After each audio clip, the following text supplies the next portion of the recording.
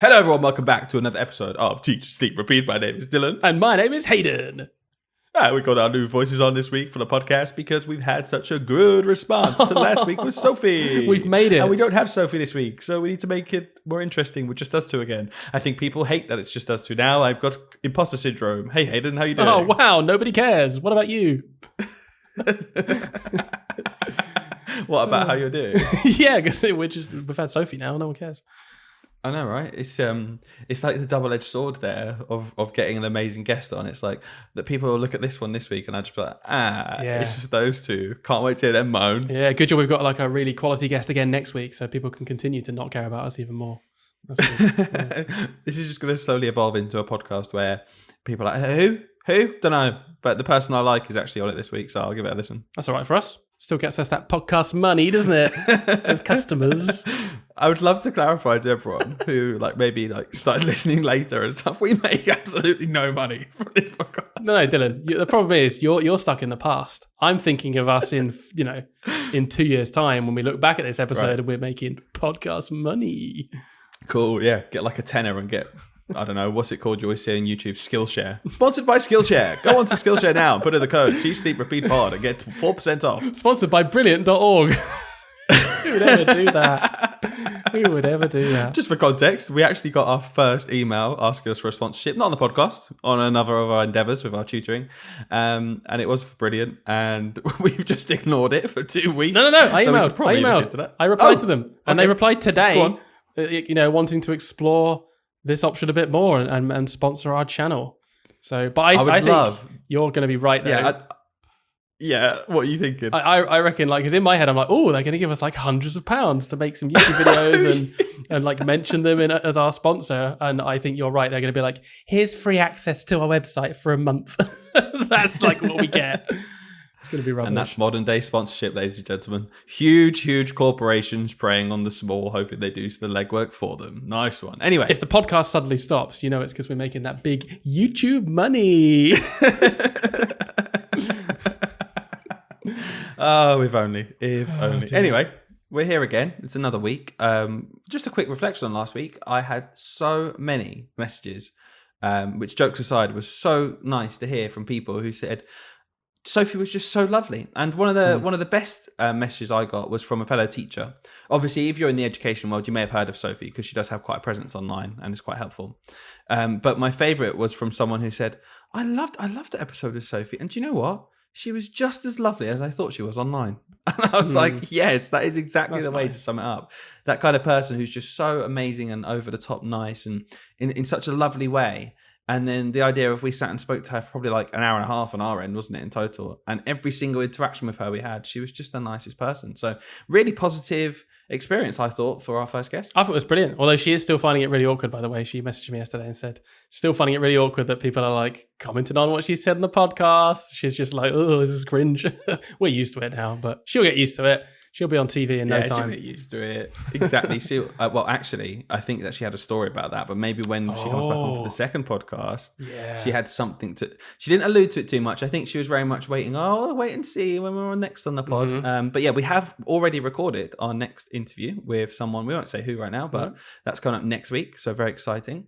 But Hayden, we've digressed here, I guess, because we wanted to reflect on last week, and the viewers like to know. They want to know. The viewers love to know because they're a bit weird. They like to watch us sit in a chair for an hour, so they definitely want to know. The listeners less so. But how was your week, pal? I had. Do you know what? It's been a couple of weeks, really, hasn't it, since we've actually reflected? It's been a weird one because I got COVID for the first time. Finally. Oh, thank God, and in the nicest way possible.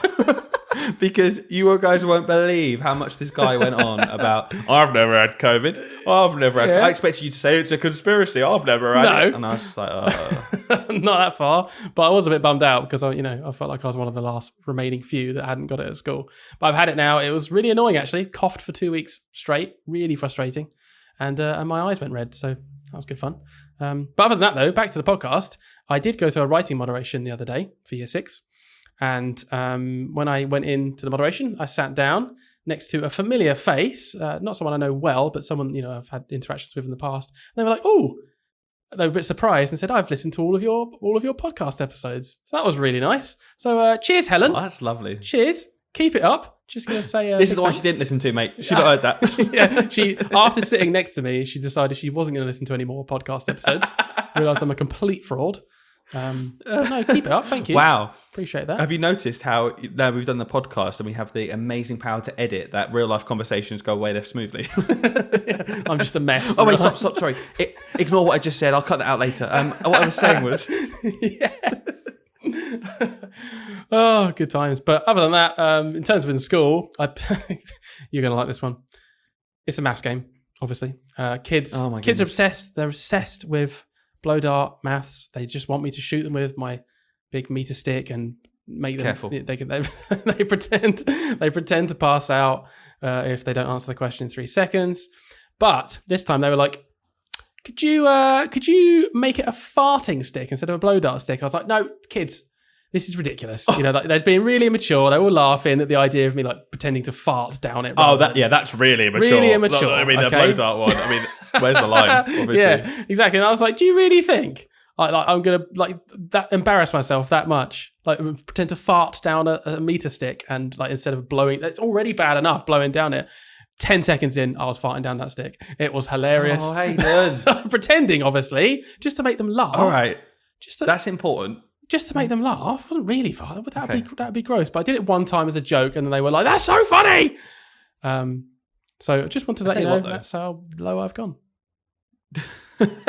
These are the depths that we go to, guys, to get our children to learn their times tables. My TA wasn't in the room. Wasn't in the room. Oh no, of course not. Of course not. I don't know if anyone kind of wandered round, you would very quickly, I'm sure, pretend that you were measuring something on the wall. Well, she came back the next day. She wasn't in my room that day. She had something else to do. Came in the next day, and the kids were like, "Oh, can we do that thing again?" I was like, don't embarrass me in front of, like, I could do it when it's just me, but don't embarrass me in front of other adults. Come on. Oh dear. It's funny you should mention times tables though, because down in year 4 this week is the multiplication times table check that is going on. And for anyone unfamiliar with that, the government introduced it. I couldn't believe this, by the way. This was announced in like 2018 or like way before COVID. Yeah, it was long ago. But obviously, because of the trial run years and COVID itself, it didn't feel like it's really kicked in until last year, I felt. So we did it last year. We did it again this year. And I must say, again, for anyone who doesn't know, it's just a very simple check on the times table. It's not a formal test. It's on the iPad. You get 6 seconds per question, and they're completely random times table questions. And they get 25 of them, and the score is recorded. The school get a copy of the score. It gets sent home to parents. And the idea is that it's just a bit of accountability, I suppose, for year 5 and 6, because the government expect children in year 4 to be able to learn all their times tables by the end of year 4. Now, of course, that doesn't always happen. Lots of children do, lots of children don't. And the times table check's just designed as a bit of accountability. And I've got to say, Hayden, we're the first, aren't we, to sit here and say, and slate something that the government bring in and say, they're not in the classroom, what a load of rubbish. I actually think that this is one of the better things that they've introduced. And I think it's really useful. I don't know what your opinion is. Yeah, I don't see the downside of it at all. I think that the pressure is not really on because it's actively not.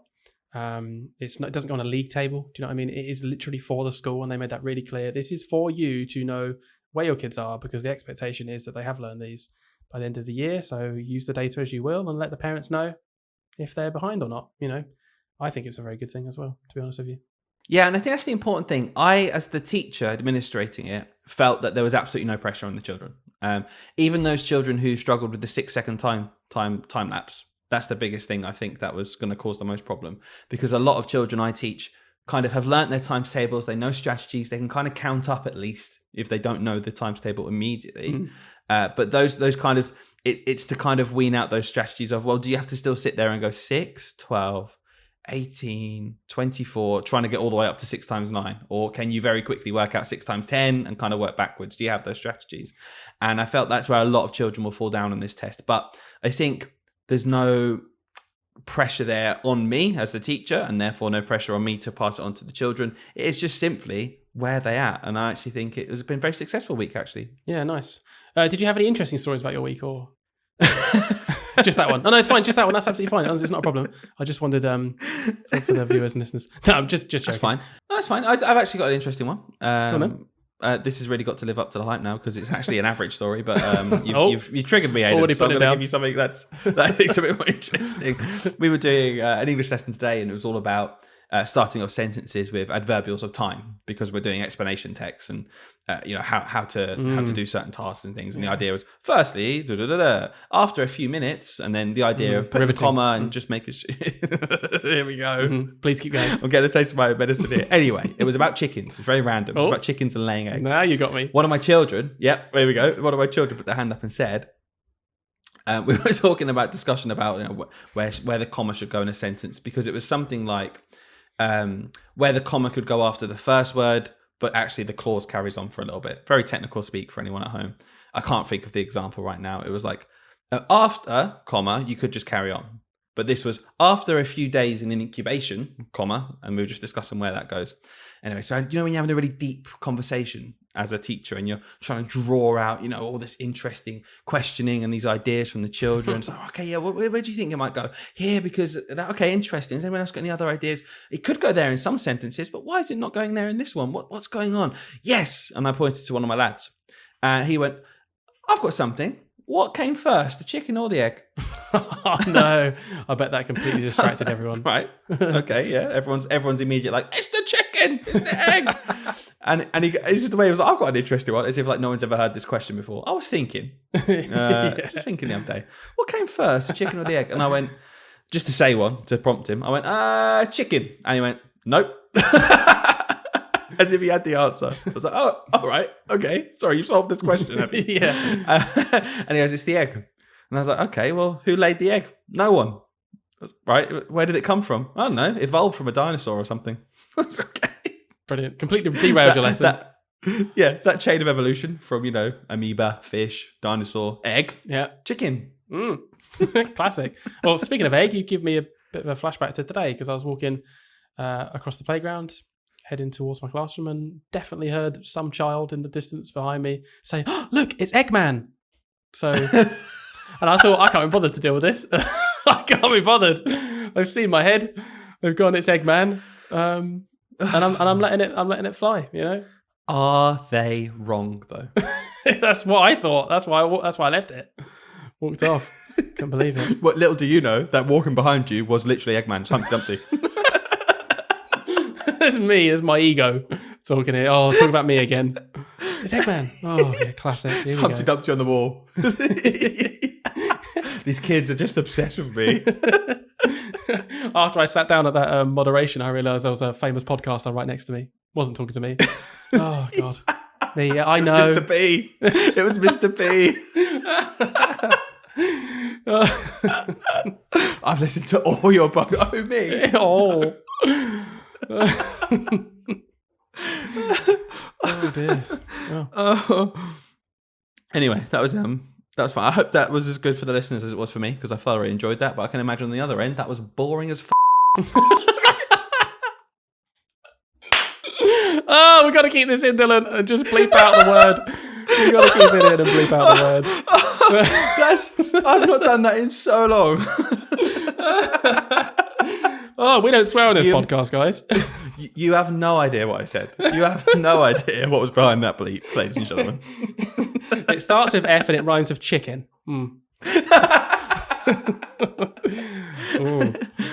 Anyway, I think we should swiftly move on before we get in trouble. That's funny. Right, before we get into the meaty stuff of today's episode, Dylan, I've got a really quick toxic classroom. What do we call it? Toxic from the clearly it's been a while because you can't remember. Toxic thing. I think we literally just called it toxic story. I don't. Listen, our fans will know. Yeah, our fans will know. Yeah, your mate from the pod, your mate from the moderation, she'll know. She'll be telling us right now. Just text me. Toxicity in schools. That's what I'm going to call it right now. Oh, that's catchy. Just about as catchy as our handles. And if you want to check us out on social media, Dylan's going to tell you right now where to find us.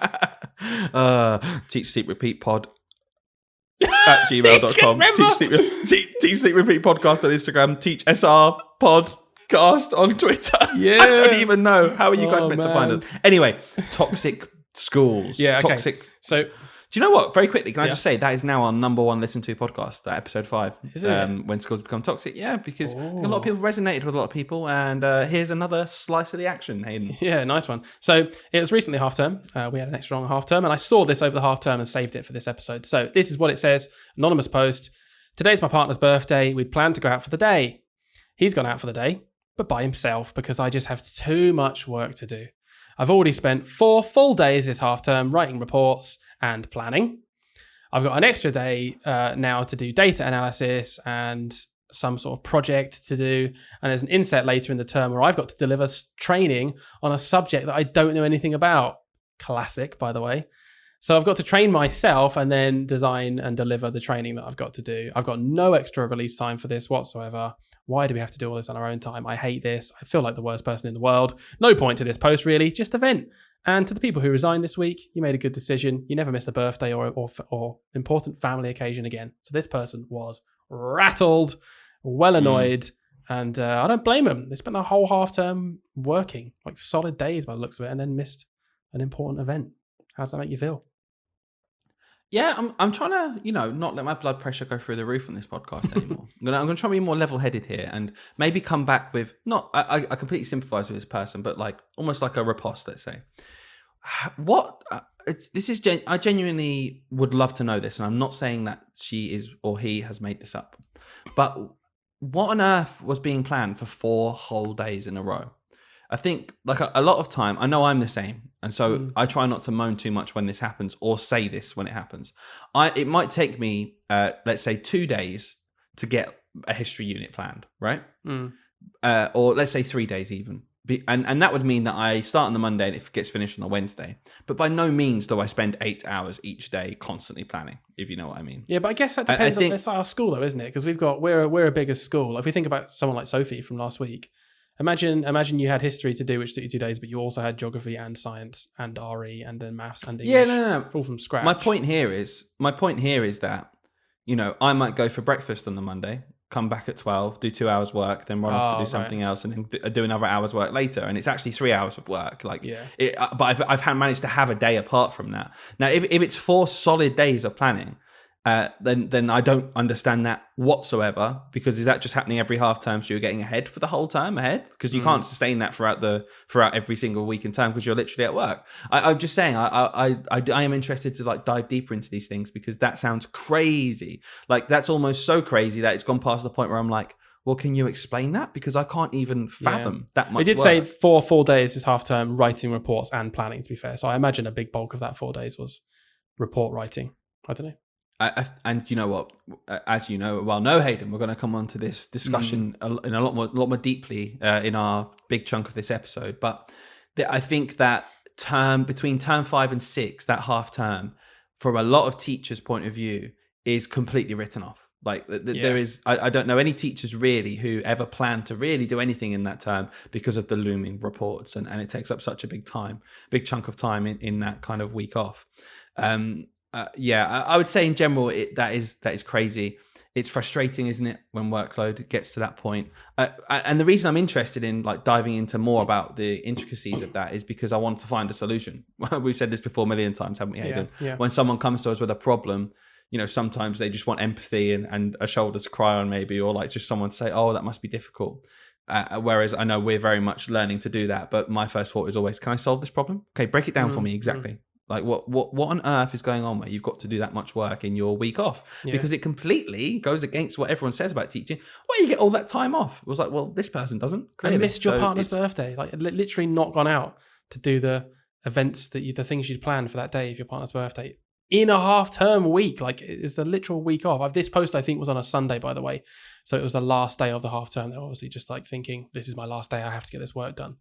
But I don't know about you, but I just. Maybe it just says something about me. No way. I just wouldn't do it. I'd be like, cool, that work's not getting done then. Don't care. I'm going out for the day. It's my partner's birthday. I'm not missing it. So if someone moans about not getting the work, tough. I'll get it another week. Like that's genuinely my attitude towards that, but maybe that's not the same for everybody. I don't know. I think there's like not even a middle ground. There's a ground way closer to what you are, which is where most people should be. But I'd just be interested in knowing the ins and outs of that, because I want to know what had to be planned for 4 full days. I guess it's reports as well, like you're saying. It is frustrating, but I'm not going to... My personal view on this, and it's like against what I always say, I suppose, and I think it probably helps that our school, we have an extra week off in this time, and I can kind of say, well, that's extra to everyone because we put our insets together. I can justify spending a lot of time on work on that week because that makes more sense. I'm getting paid basically for those inset days. But I think on the whole of the 13 weeks off that we get, I don't mind having to cordon off 2 or 3 weeks of that in total to be doing work personally. I don't know. Yeah, that's a weird one because I think I do. I think I do mind. I'm like, nah, I want all 13 weeks of them. I don't like the idea that in any capacity that it's even remotely hinted at the expectation of me working in those weeks off. I get it. Like, I actually don't mind it. I know what you're saying. Like, I don't mind doing a couple of weeks, but I don't agree with it, if that makes sense. So what do you, because this is my opinion on this. This is really interesting now, because finally we're finding something we might disagree a bit on. When it comes to holidays, it's built in that we get 13 weeks off, right? Yeah. But I think that's because that is the reason why, partly in a less, like, let's just say, suspicious view of the establishment, saying that we have to do work outside of our working hours, right? I think that's part of the balance there of that being in our contract of, okay, you work 195 days a year and you have this time from whenever directed time, but you have to do some work outside of it to meet the standard of the job. To me, that is a fair assumption that we'll be using a fair chunk of that 13 weeks off to counterbalance that. I don't think it should be an unhealthy amount. And the problem comes where there's no set amount. Some people might say 3/4, some people might say 1/4, half. There's no set healthy amount there. But from my perspective, I'm willing to say some of those 13 weeks will be put towards that part of that contract that I agreed to. Yeah. I think it becomes unhealthy when it's the weekly grind doing work every single Sunday. Yeah.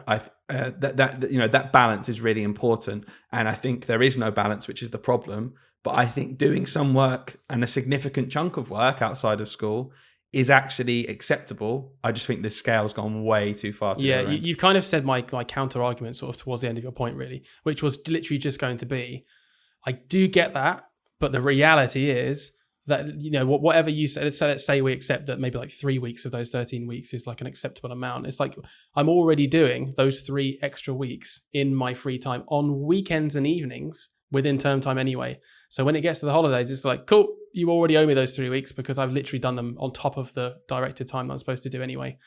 So that's kind of why I'm just like, nah, I want all 13 weeks. I think we worked out in a different episode, I can't remember what the hours were, but I'm sure we worked out that the hours we do, even with the whole 13 weeks off, it still adds up to around about, if not a bit more than the average working hours of a job in a year anyway. And that was, I can't remember what we based it on. If we based it on the for we do a few like hours on the weekend, or whether we just did it on like a 9 to 5 kind of hours. I can't remember. Yeah. The fact was, for anyone who missed the episode, the amount of hours we put into the job just from doing the job, as in we get into school like 7:30. Like, we don't get into school at 9. We get into school at 7:30. Yeah. We leave at about 5. Add up all of those times, all of those clubs we might have to do, all of the parents' evenings. We left out the whole planning.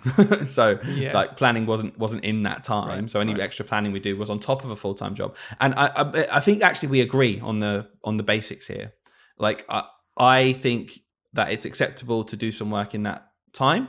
But I also completely agree that the fact we do so much work every single week extra does kind of foster that environment of, okay, well, where's this line then? That's the broken this bit. Line where this is acceptable? Yeah, that's the bit, because I think I agree. In the summer holidays, I think it's acceptable that I'll do a week of work in preparation before September, because it's a brand new year. Of course I need to be prepared. I can't go in day one with these new kids and know nothing about them, have nothing planned. So I do think it's acceptable that I do some work before that. I just don't think it's acceptable that I then work every weekend and evening in that term. It's kind of like one of them needs to go, and it should probably be the one that's impacting us on like a daily basis, not the one where actually you had 5 weeks off to relax. Now you're ready to do some work. That I get it. That's probably the one that should stay, if anything, because there is a lot of holiday.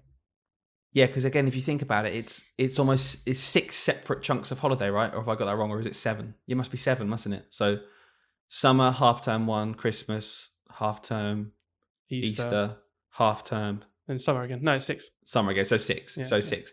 And if you think about a regular job, I bet most people don't get 6 chunks off work every week. No. Every year, sorry. No. So like, for example, the overall point I guess I'm making here is that when it comes to term 5, 6, and we have this, need to do reports, I think it's widely accepted that, okay, that week, bit of a write-off, get the reports done, get the planning done, but then I've got 6 weeks at the end of this chunk. And it ends up being that you work for 12, 13 weeks in a row, which is a slog in teaching. We know that. I completely agree with you. Yeah. But then you get 5 weeks off, before you've got to do that week of work before you go back, like you said.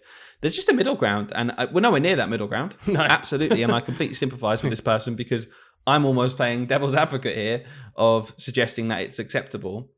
But it's acceptable in isolation. It's not acceptable in the reality of what we're doing. I completely agree. Yeah. And also my last point on this is just that, and I always find this hard to grasp. Like, I don't like this. It's just how unregulated the system is. I don't like the fact that it is genuinely a gamble as to what school you end up getting a job in, as to how much of your life will just be taken up by it. And that's so true. Like, I don't work in that person's school. I didn't spend 5 days working over the half term. Got paid exactly the same though. Assuming that it's just pretend we're on the same pay point in our scale.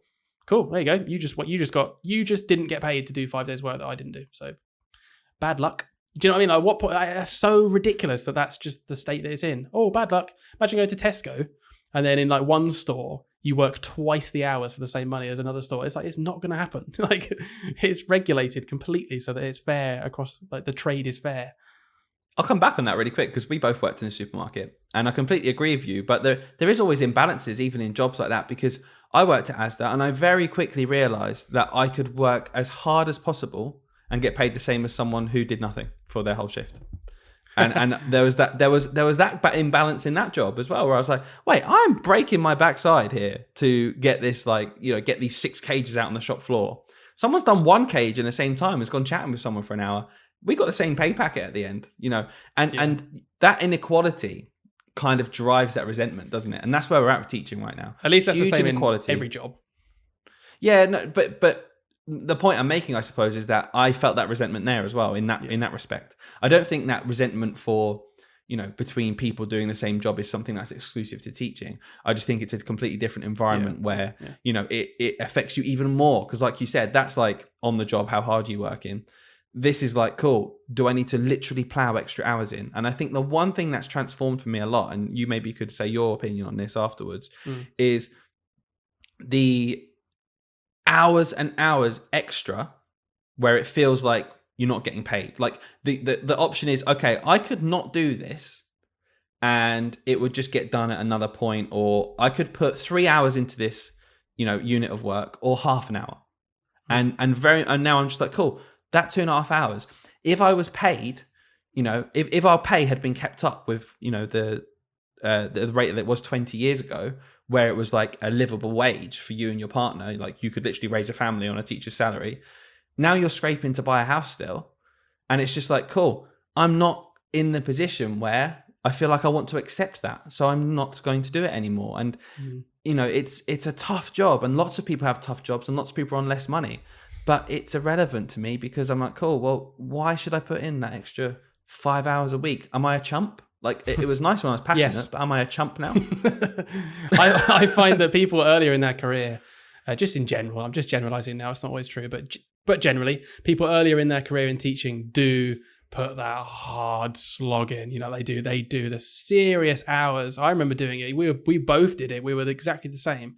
And I think I was in my first or second year and I spoke to my deputy head at the time because I was just getting stressed. Like, I couldn't keep up with the amount of work that I was putting myself under as well. And that's really important because I was trying to do everything at 110%. Like, everything had to be incredible. All of my lessons took me 2 hours to plan per lesson. Everything I was marking was like marked to the nth degree. Everything was just over the top. And I was like, cool, this is completely unmanageable. Like, I don't understand how am I supposed to do this job like really well, which I want to do. And I just sort of broke down to my deputy head at the time. And he was just like, yeah, just don't do it. And he wasn't being like, oh yeah, just don't do it, mate, whatever.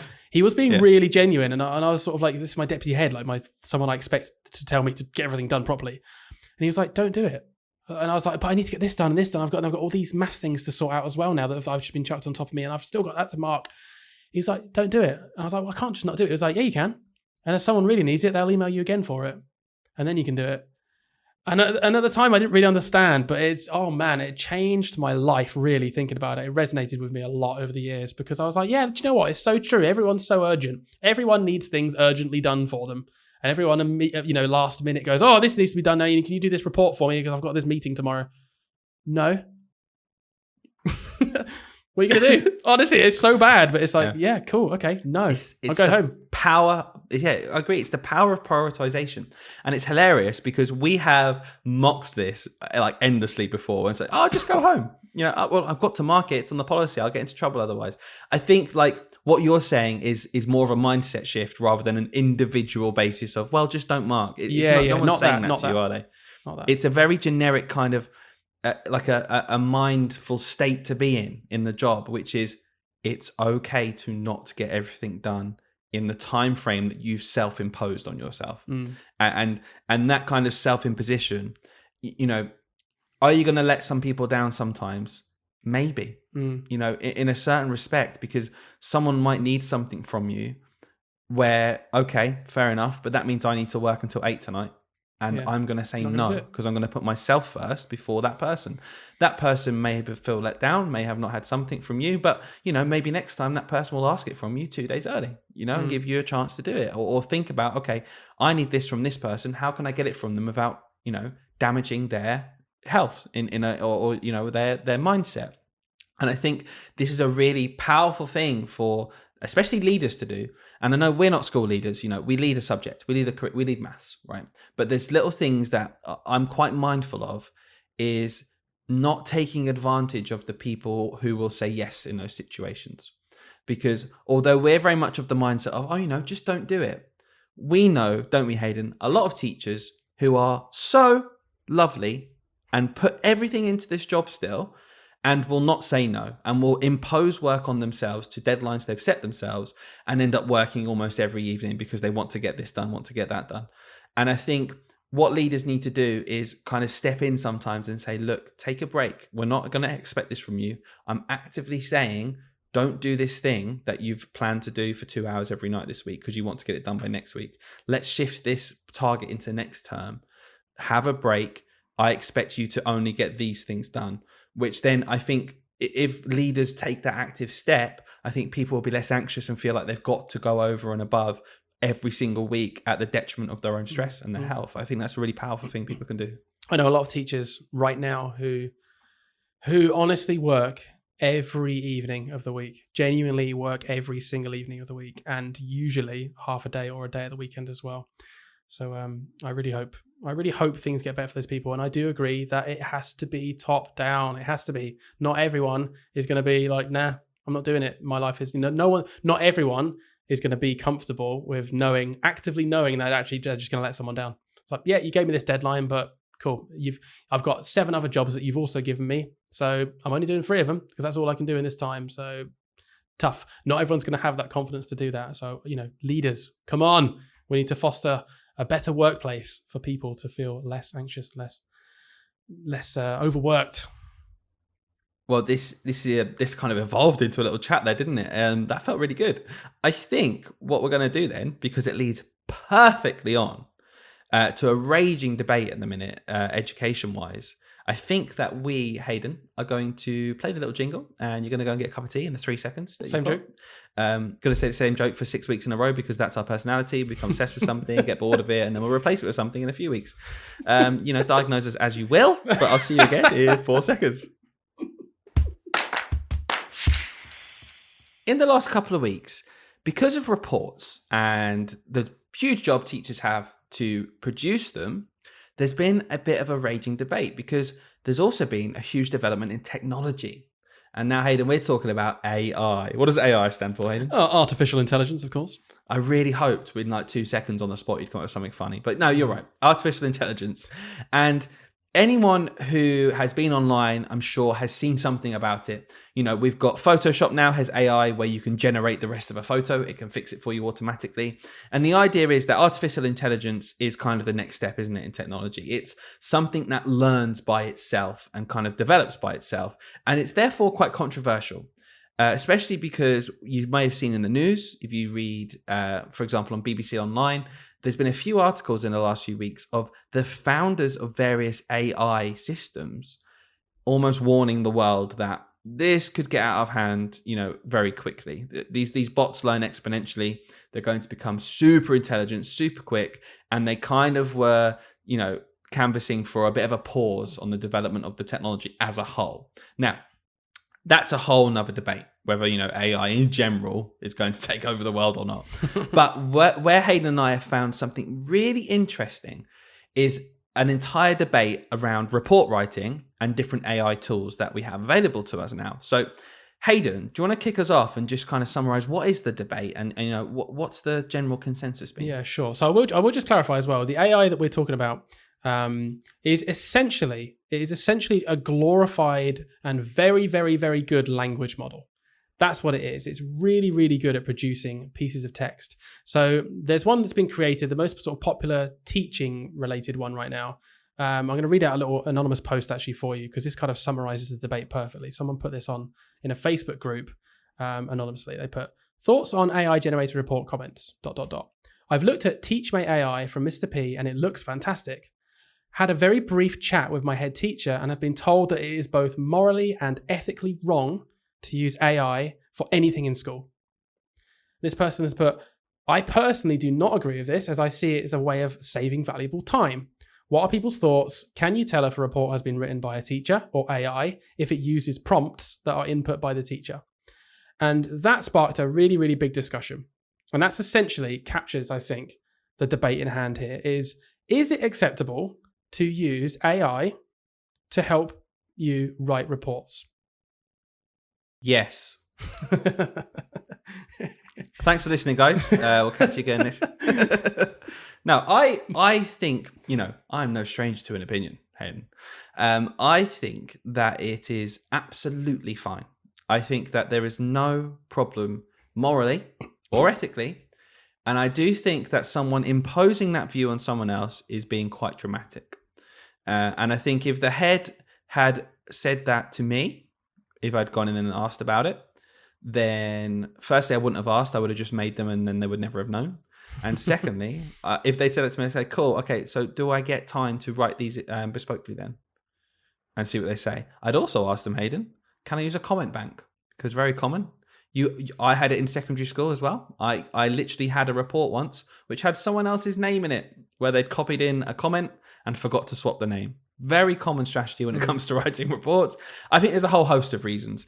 But yeah, we did a poll, didn't we, Hayden? Yes. On a teaching. So blog. you started a poll. There's kind of two elements to this because I sort of jumped in afterwards as well because I wanted more information. So you did a poll basically saying, hey, look, everyone in this big teacher group, is it acceptable to use ChatGPT, which is a very popular AI language model at the moment, to write reports? And you did specify, to be fair, and you did say there would be specific inputs for the child from the teacher, but the AI would generate the actual paragraph for you.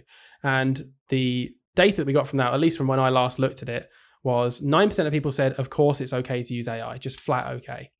86% of people on your poll said yes, but with editing / specific input for each child, which makes sense. I think that's what everyone's doing anyway. And then 5% of people just put flat out should not be used. So I then wanted to get more information from these people. So I put a post up saying, would anyone be be available to just chat basically and let me know why you think it's not acceptable to use AI? Yeah, this is hilarious because I feel like we're going back to our roots here. We're going back to episode 1 where we did a bit of role play about the strikes because we both obviously thought striking was the right action to take. So we had to kind of make up these characters, didn't we? Yeah, true. So I think first thing I want to say before you carry on, Hayden, is just point people in the direction of the fact that over 90% of people, overwhelmingly, and there were over 400 votes in this poll, saying that they think it's acceptable to use it as a tool, which I'm glad of. But yeah, I'm very interested to hear then those people who are against AI, what their views were, what their reasons were as to say, not only is it not okay, or not only will I not use it, but I don't think anyone should use it. I think that's quite a big jump then. Okay, well, I actually had a really nice conversation with someone who said they wouldn't mind if I sort of talked about this. So I'm just going to read off a little bit, just paraphrase some of their answers, if that's all right, and you can kind of maybe come back at them with your thoughts. So this person said, and they're really lovely, by the way, really polite, and they said, look, I know maybe I'm a bit of a dinosaur, but this is just my opinion on things. And their overarching point really was, in primary school, we spend so much time with these children on a personal level. In some cases, like even more time than they do with their parents in those sort of personal situations. And you see hundreds of personal anecdotes across the year. And she feels it is part of her job, it is part of her role to then kind of collate and share some of those beautiful memories and anecdotes that have happened across the year that their parents didn't get to be a part of, with the parents via parents' evenings, but also written reports. And they were really, really passionate about this idea that the comments should be super personal and include really little things about that child that an AI would never be able to generate from any prompt, because they're because they're anecdotes, because they're stories, they're moments that actually happened in the year, not just generic like did well in this, can't do this. So that's the first point I want to make.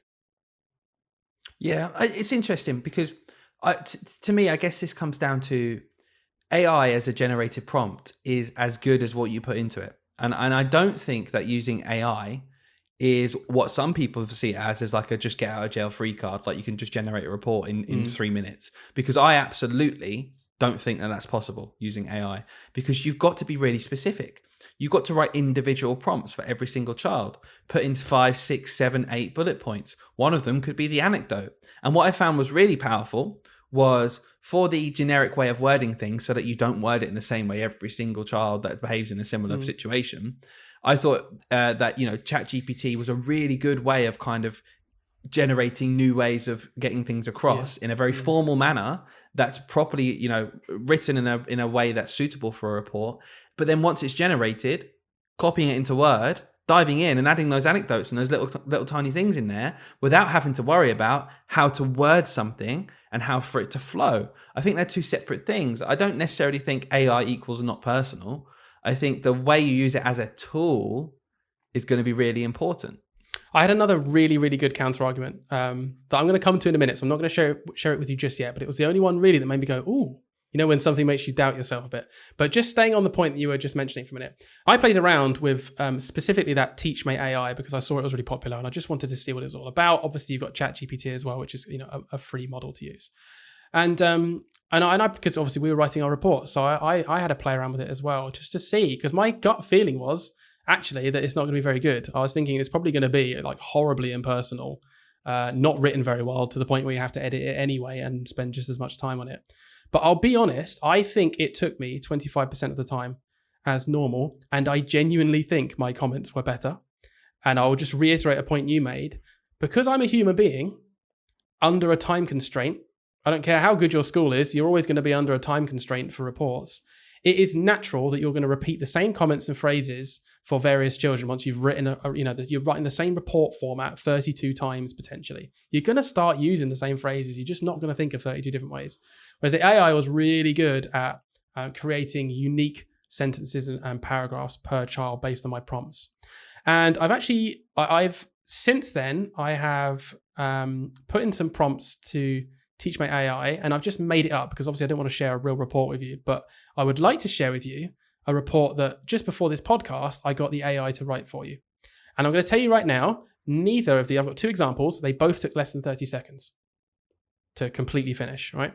And then I'm going to make one final point afterwards. So what I'm going to do is I'm going to share with you what I wrote in to the AI, and then I'm going to share with you what came out the other end. Okay. Okay. So this will be interesting to see, like, the amount you've input here, because I think some people are worried and saying, oh, Jessie's a lovely girl, works hard, could improve next year by just paying attention more and hoping that it comes out with 200 words. I don't think that's what happens. I'll show you. So this one was a maths comment. So I just made up a maths comment. Obviously I used your name, and all I typed in the strengths box, and it doesn't have to be like well worded. It's basically bullet points. You just type in your thoughts. I put in the strengths box, I put problem solving, thinking mathematically, longevity, written calculations and methods, was good at making 3D models. I was trying to think of like maybe an actual thing that child was good at doing, particular thing. And needs improvement, I put reading the time. And I asked it to write me a really short one, a 90-word report. So just one paragraph. And this is what it wrote. And I haven't edited this, so you can give me your honest opinions. Dylan has displayed exceptional problem-solving skills throughout the term and is able to think mathematically to arrive at practical solutions. His longevity in the subject matter is impressive, and he has excelled in written calculations and methods. Dylan has also demonstrated a flair for creating three-dimensional models, showcasing his creativity in the process. However, it is noted that Dylan needs to work on reading the time, as this has been an area of weakness for him. Overall, Dylan has made significant progress this term and has proven himself to be a diligent and dedicated student. Yeah, I mean, so my initial reaction to that is, there's nothing in there that you haven't personally written. There's nothing in there that the AI is magically made up about this child where suddenly it's now an inaccurate report. It's a very useful report, exactly what you put in, just composed in a way that's much more maybe formal than we could have written with less effort. I mean, for the time saved, are we really saying that it's important as teachers that the adult knows that we composed it ourselves? We're signing off on what's going into the AI. We're literally putting the exact stories in. You could have had a lovely story there, like that woman or man said about the the individual stories from each person. That could have been a lesson you remember, and they made this unbelievable 3D model and went off and made their own net, and it's this magic story you want to share. And if you really wanted to share it, then cool. 30 seconds after that was generated, if you thought that wasn't personal enough, spend 2 minutes writing a bit of an extension on that sentence. I agree. It's as personal as you want it to be. I don't think the personable aspect of the report is an argument against it that I really accept, to be honest. Yeah, I completely agree. I was actually about to say the beauty of the time save in that the fact that took me 30 seconds to get to that point means that now, if I have taken notes, because I'm one of those teachers that has taken notes and wants to get the anecdotes in, it will take me like a minute or two to put the anecdote in rather than 10 minutes to create the whole, craft the whole paragraph myself, weaving the anecdote into a point which I feel is appropriate. So I think people are missing a trick, is what I want to say here. I think people are way too focused on these extreme ideas of, well, it's either A, you write this beautifully bespoke report that you could spend 3 hours writing per child, and it's the most amazing thing that anyone's ever read ever. Or B, you could tell AI 6 things that a child can do, and it will write this really generic, impersonal thing for you. And it's like, what? Do you know what? Neither of those are really an acceptable reality. We cannot expect people to spend their time on making reports this amazing, as great as that would be objectively. And equally, anyone using AI, I'm sure, is still inputting enough into the AI that it's not a complete impersonal piece of drivel. It's just saving them time. And I'm not being funny. Who do we think we are as teachers that we're going to be able to craft this unbelievably written, beautiful paragraph? I'm sorry, it's not realistic. After 3 hours of sat there writing, do you think it's going to be something out of a beautiful novel? I honestly don't think that we could compose something better, as in better quality written in terms of grammatical and formality, than the AI bot has. The only difference we can have is that individual flair of a specific bespoke story that we want to get across in a way that we remember it. Then go in and edit it afterwards. I think you're absolutely right. There's what's the point in being the extreme here? Well, interestingly, to come back completely on the first point you made there about who are we to create this paragraph, one of the points someone gave me on that thread that I put out there was it literally, she said, it's insulting the idea that we're trained professionals, we've been at university for 3 years and write at degree level, to think that we can't write these paragraphs ourselves and we have to rely on AI to do it for us. No. We don't rely. We don't rely on it. I'm pretty sure I could sit there, couldn't I? It's not insulting. It's not insulting to say that a computer is more able to access synonyms faster than you. Is it insulting when we have to Google something when actually, it's insulting to suggest that I couldn't go and find a book in the local library and find the answer? Well, no, of course you can, but it's called time saving. It's not an insult to suggest that Googling something is ridiculous. It's part of the technological advances of the time. We are intelligent teachers who are good at pedagogy, your favorite word. I'm sorry, but when did the biggest part of our job become composing amazing paragraphs to send to parents? Of course we know how to do it. I know how to do percentages. I don't not use a calculator. Is it wrong to use a calculator? How insulting. I've got a maths degree and you want me to put it into a calculator? Yes, because it's quicker. I think I agree. And my kind of counter argument to that person, and I do get what they're saying there, I just don't think they're looking at it from the right perspective. I think they're not realizing that the reason people are using AI is to save time, not because we can't write. That's the wrong thing there. Because if that's what they thought, I would say to them, cool, I hope you've never downloaded a PowerPoint from Twinkle. I hope you've literally never taken a lesson slides from anybody else, because it's insulting to think that you couldn't have made them yourself. It's like, well, of course I can make them myself, but I don't want to sit there for 3 hours and make slides about Charles Darwin when there's some already made. I'm just going to grab them and edit the bits I need. Exactly the same process as what I think we should do with these reports. I'm going to get the bulk of it done to save my time, and I'm going to edit things in. Right, Dylan, are you ready to be triggered? I'm ready. I'm ready to be not triggered. No, I'm not, because I'm calm and I'm a changed man. This it's called the Balance Podcast with Dylan and Hayden. So let's By triggered, okay, I'll change it up. By triggered, I meant ready to be triggered into a conversation, not triggered mad, not triggered mad. I love debating things, and I think I'm very black and white sometimes, and I think sometimes I rub people up the wrong way. I'm not trying to. I would be happy for someone to be as blunt back to me. I'm just very interested. So. This was someone's comment, but don't question me ever. You heard it here first. This was someone's comment, and it was the first one that made me, for a moment, go, "Ooh!" But then I did have a thought myself. But I reckon you will have some interesting thoughts on this. Someone said, "I'm going to skip kind of the gunk really and get to the point." They just said, "Would you be happy for the report to be signed off with your name and also augmented by AI or written with the assistance of AI? Would you be happy for that to be at the bottom of the report?" And then their point was, if you wouldn't, then shouldn't that be a cause for for concern? Shouldn't that be a reason that you deep down it's not right to be using AI? I think that's only a concern for someone who cares about this kind of thing. I think that's a concern for someone who is actively against AI. I don't think that's like a moral level for everyone on the planet. Like, do we need to know if something wasn't completely human made every single opportunity that we have? I don't think we do. When we submit our accounts to the government, do we have to put augmented by QuickBooks at the bottom? I mean, maybe we do. I don't think we do though. I don't think no one cares, because they've just been, we've signed them off. Okay, cool. The computer helped us on this process. The thesaurus on Word helped me to write my book. The grammar check on Grammarly helped me to make sure my essay was written, succinctly. I wrote it off at the end though, and I said, cool, whatever this is, yep, I'm going to put my name to that because I accept everything that's been written. Do you think that all politicians write their own speeches?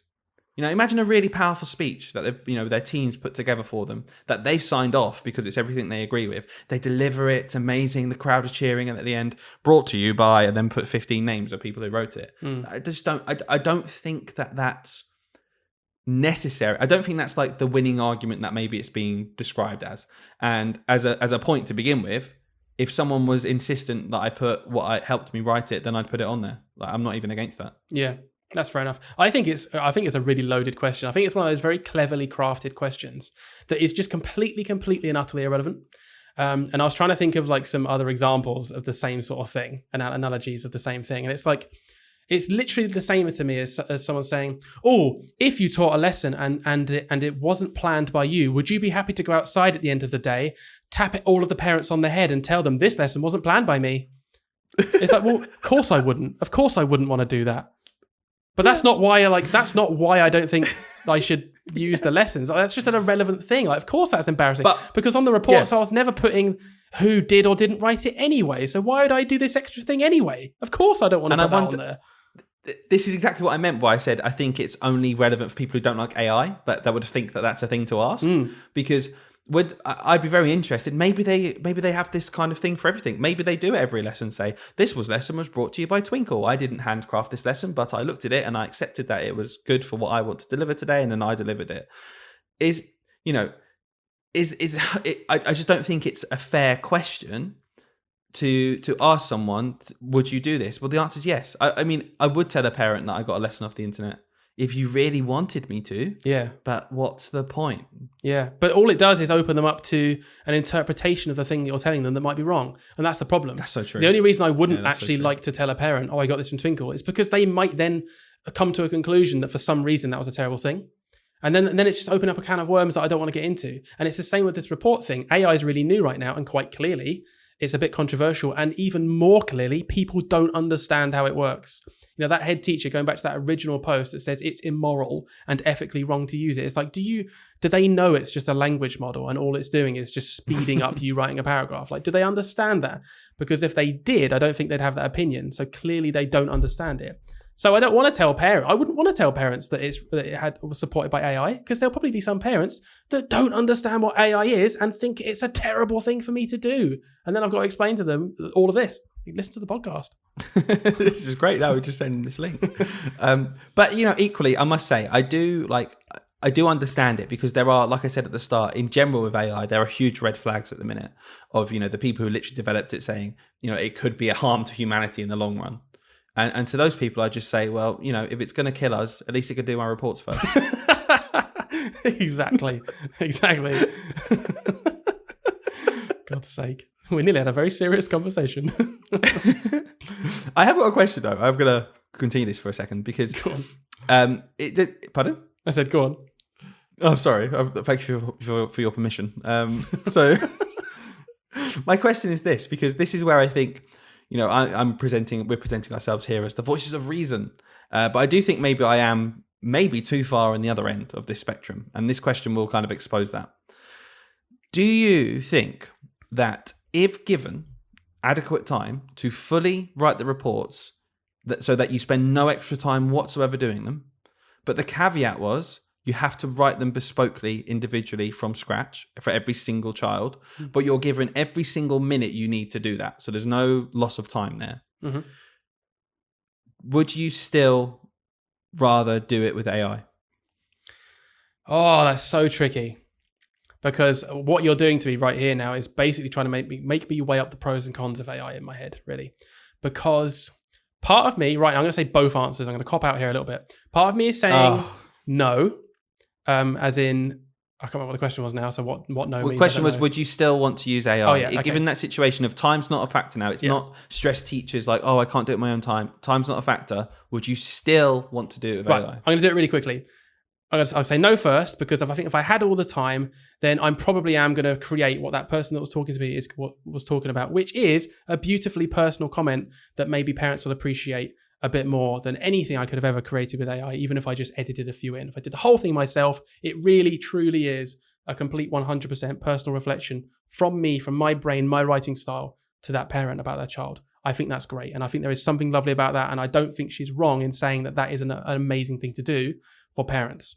The other part of me still, though, it's still, and I think, AI has still got a place here, because it's still a really good way of mixing up the way you write things, because whether you like to think it or not, you're going to write the same sort of stuff. And it's a really long process. It's very, very exhausting writing from scratch. Do you think so? It's boring after a while, because I'm as enthusiastic as you, and I really truly am about writing a really nice report for these kids, because I love them and spend so much time with them. I just think that can be achieved with AI. And what I mean is, when I'm writing it for hours on end, after 4 hours, I lose that buzz, and I know my reports are getting worse because I'm knackered, and I'm like, oh God, I'm sorry, kid. Like, this is going to be a very generic one, because I just don't have the energy to put that mind space in. I think AI solves that and makes it better. Like, that's the reason I'm very passionate about AI. I think, like you, that the reports are better for everyone.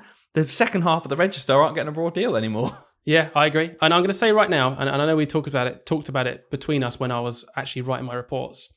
And at the time, I remember saying to you, I don't think they're quite as good as if I had written them completely myself.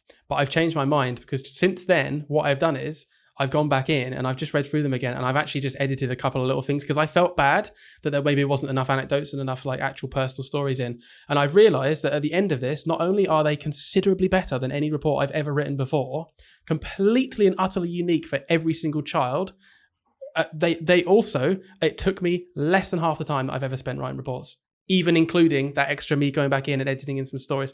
And it's like, okay, they've actually ended up being, I'm a complete advocate now for doing this. I'm actually probably going to do this every single year, because they're literally better than any report I've ever written.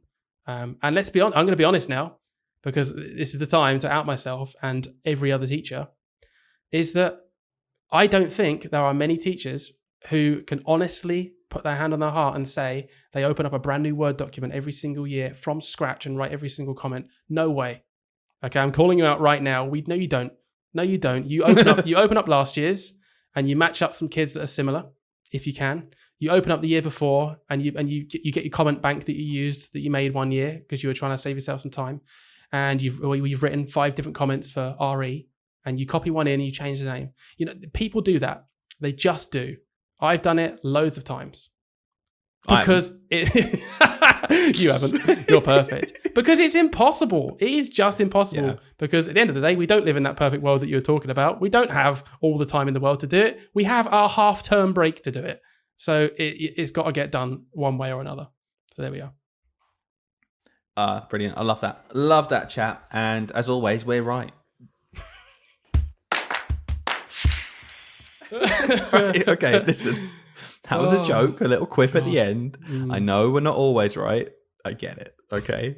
But that was a great chat. I really loved that because, you know, what we always do, Hayden, we kind of go down that rabbit hole, don't we, of thinking, well, this is obviously the correct answer, and just opening up those views from what other people have said and, you know, slowly dismantling them and proving them wrong. It feels good. Do you know what, Dylan? I just realised I spoke a lot for once. It wasn't you dominating the conversation. I never really asked you for your kind of final opinion on it. So, what is your kind of...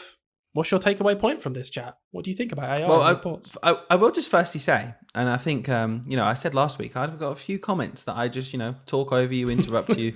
But here's the thing. I'm always better right. than him. I knew you were going to say something rubbish. No, the point is, and I want people to know this because it is the way it's been, because Hayden specifically, when we started this podcast, said to me, well, you're in charge, pal. You lead it. You lead this podcast. So I'm usually one who's trying to push us on to other stuff. And you know, and I love the sound of my own voice, a bit like what I'm doing now. So the point I'm going to make is this was the first ever podcast where I hadn't prepared anything. I had prepared nothing. I've usually got a document up. If you watch the video, you'll sometimes see my eyes scanning backwards and forwards because I'm usually, you know, reading something or trying to get some information because I know what the next point's going to be or where we're trying to structure this conversation. And Hayden's just here for the ride. But I feel like I was here for the ride today. I quite enjoyed that. I quite enjoyed it as well. It was the first taste of power I've got in our relationship. So it was nice. Yeah. Okay, stop talking. We're going to wrap it up there. But just a quick one from us, guys. We had our biggest ever week of listeners, thanks to Sophie and her influence and her amazing input.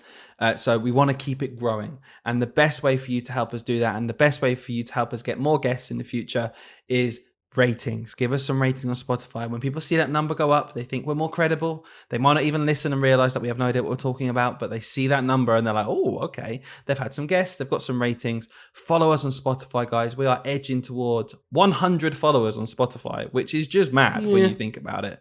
To be honest with you, Dylan, do you know what? To be honest with you, Dylan, I think it's just rubbish.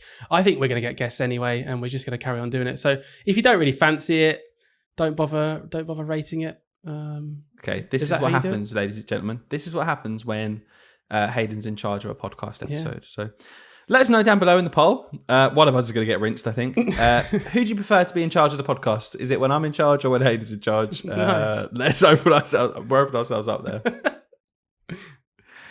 Okay, Hayden, it's your go to sign us off, I suppose. Let's see how well you do. Okay, cheers, guys. Right, ready? Thank you.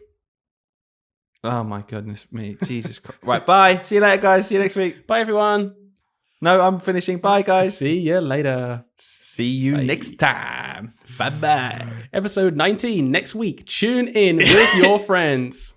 It's coming, baby. We're going to see you soon. And it's from Hayden and it's from Dylan. Plus the guest we've got next week. See ya. Bye.